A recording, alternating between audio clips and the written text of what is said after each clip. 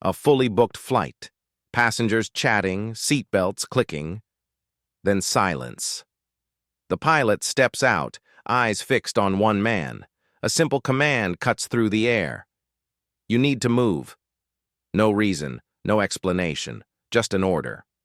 The man stays seated, his jaw tightening. Passengers shift uncomfortably, sensing something deeply wrong. What no one knows is that this man carries a power that could turn the entire airline upside down. By the end of this flight, nothing will be the same. Watch until the end. Wait a second. Tell us where you're watching from in the comments, and don't forget to subscribe for more powerful stories like this. David Carter was no stranger to travel. As a senior compliance officer for the Federal Aviation Authority, he'd inspected more planes than he could count. But today wasn't work. It was supposed to be a simple trip to visit his daughter. Boarding pass in hand, he found his seat, tucked his bag under the chair, and settled in with a book. The cabin buzzed with the usual pre-flight routine, announcements, luggage shifting, the hum of air vents. He barely noticed when the cockpit door opened. The pilot stepped out, scanning the rows, his expression unreadable.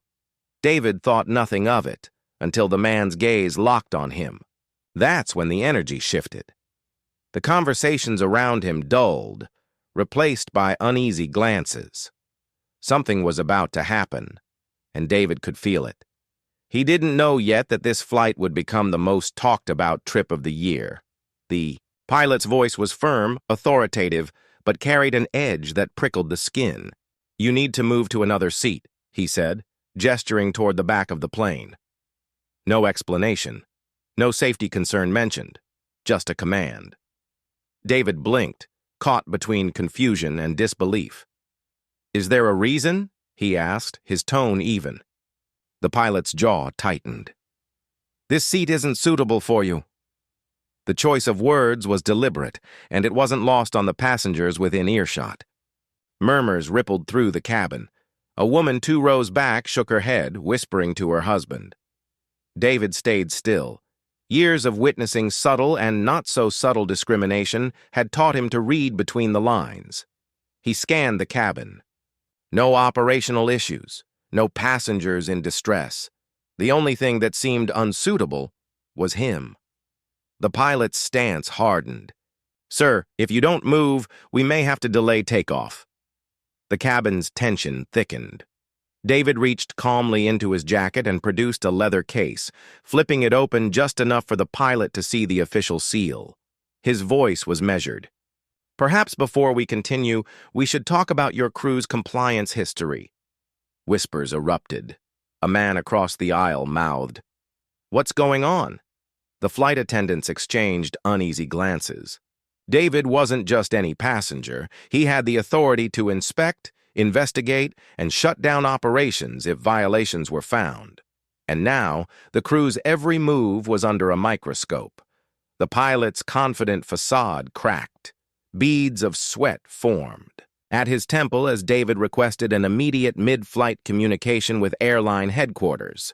Passengers leaned in, phones discreetly recording.